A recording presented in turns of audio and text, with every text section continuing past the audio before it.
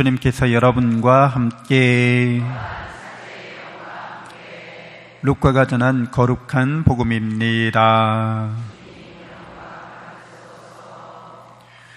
그때 예수님의 어머니와 형제들이 예수님을 찾아왔지만 군중 때문에 가까이 갈 수가 없었다.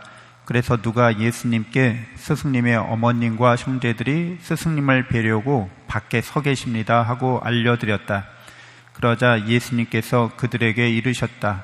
내 어머니와 내 형제들은 하느님의 말씀을 듣고 실행하는 이 사람들이다. 주님의 말씀입니다.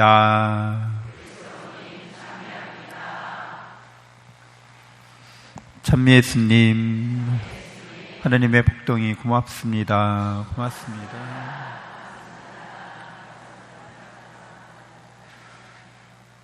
네,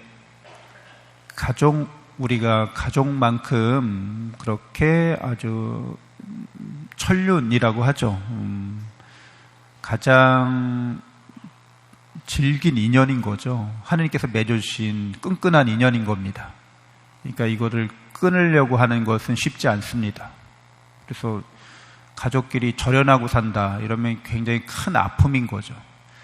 가족관계는 우리에게 가장 큰 집착 또는 애착의 대상이 됩니다.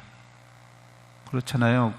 한시라도 자녀들 생각이나 가족들로 말미암아서 내가 많은 나의 인생의 거의 모든 부분을 그렇게 활애하고 있는 거죠. 내 삶의 많은 부분이 가족과 연관되어 있습니다. 그래서 가족으로 말미암아 얻는 기쁨도 많지만 가족으로 말미암아 겪는 아픔도 많은 거죠. 그래서 우리는 이런 가족 관계를 하느님으로부터 받았습니다. 하느님께서 이 가족 관계 안에서 우리가 하느님의 사랑을 잘 배울 수 있도록 또 잘 익히고 실천할 수 있도록 맺어주신 거죠. 그래서 그래 전생의 원수였다 이런 말들도 가능한 게 내가 하느님의 사랑을 배우고 익히고 실천하는 데 있어서 나의 약점, 나의 결점, 미성숙한 그런 점이 있을 때 가족 중에 누군가가 그런 것들을 계속 이제 더 성장시키기 위해서 원수 역할을 할 수도 있는 거죠. 그래서 가족 안에서는 우리가 하느님의 내리사랑, 조건 없는 사랑을 실천하기도 아주 쉬운 거죠. 어떻게 보면. 그리고 나에게 약점이나 결점을 내가 그걸 극복하는데도 가족관계가 큰 도움이 됩니다. 근데 우리가 이렇게 가족관계를 이루게 된 거, 이것 하나님께서 우리에게 사랑 안에서 성장하도록 우리를 이렇게 맺어주신 것이라고 우리가 믿을 때 우리는 더 큰 가족관계를 생각하죠. 하나님과 나와 또 하나님을 사랑하는 모든 사람들 간의 이 관계가 영적인 가족관계, 하느님의 자녀 공동체라고 할 수 있습니다.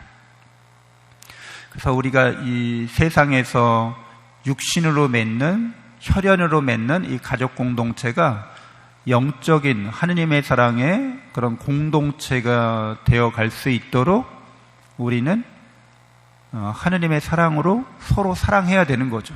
그래서 이런 예를 구약에서 가장 대표적으로 보여주는 게 아브라함이 자기 아들 이삭을 하느님께 바치는 그 장면입니다. 창세기 22장에 나와 있죠. 그러니까 자기 아들 이삭을 사랑하는 마음, 그 애착으로부터 자유로운 사람이라는 거죠. 그리고 그 아들 이삭도 자기 부모님에게 의지하고 기대고 희망을 거는 그런 가족관계의 애착으로부터 벗어나 있는 사람이었어요. 그래서 그렇게 하느님께 자기 아들 이삭을, 또 자기 아들 이삭은, 아브라함의 아들 이삭은 기꺼이 자기 자신을 하느님께 봉헌하려고 했던 거죠. 그래서 이러한 그 그 아브라함과 이삭의 하느님의 사랑에 대한 믿음으로 이미 영적인 가족을 형성하고 있었던 겁니다. 그렇기 때문에 우리들도 이제 가족 안에서 그러한 하느님의 사랑으로 같이 길을 걸어가는 영적인 가족으로 서로를 그렇게 갈 수 있도록 도와줘야겠죠. 그게 정말 참 가족이 되는 길인데, 하느님께서는 우리가 그렇게 살아갈 수 있도록 우리에게 자유를 주셨잖아요. 그러니까 이 자유롭다고 하는 것은 이런 애착이나 집착으로부터도 벗어나 있는 상태를 말하는 거죠. 그러니까 뭔가 우리가 자유롭지 못하다고 하는 것은 얽어 매어져 있다는 거잖아요. 꼼짝달싹 할 수 없다는 거죠. 그러니까 내가 뭔가를 하고 싶지 않아도 할 수밖에 없게 만드는, 뭔가 내가 어떤 길을 가려고 해도 갈 수 없게 만드는 그런 거라는 거죠. 그러니까 서로가 서로에 대한 애착이나 집착으로 매여 있으면 부모와 자녀가, 자녀들은 부모의 기대에 맞춰 살려고 그러고, 또 부모들은 자녀들에게 자신의 인생을 희생해가면서 뭔가를 헌신하고 있는 거죠. 서로가 서로를 위해서 매여 있는 상태, 이거를 하느님께서 영적인 가족 관계 안에서는 이런 사랑을 말씀하신 게 아니죠. 각자가 사랑 안에서 자신의 삶을 살아가도록 원하시겠잖아요. 그래서 자유를 주셨다고 하는 것은 그런 애착이나 집착으로부터 벗어난 상태를 말합니다. 그리고 참 사랑을 위해서 나에게 주신 소명, 나에게 주신 사명, 내가 인생을 살아가면서 사랑 안에서 꼭 실천해야 될 일이 있어. 그것을 위해서 헌신하는 거죠. 투신하는 거죠. 그래서 그런 자유로운 사람만이 사랑을 할 수 있는 거 아니겠어요? 자유롭지 못한 사람은 사랑을 하지 못합니다. 자유롭게 내가 사랑할 대상을 선택하고 그 대상을 향해서, 위해서 자기를 투신하는 거죠.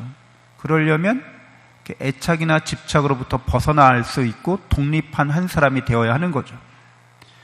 그래서 그리스도인들이 늘 가족들이 서로가 서로를 사랑으로 이렇게 선한 것을 베풀고 나누는데, 정말 베풀고 나누어야 할 것은 하느님의 사랑인 거죠.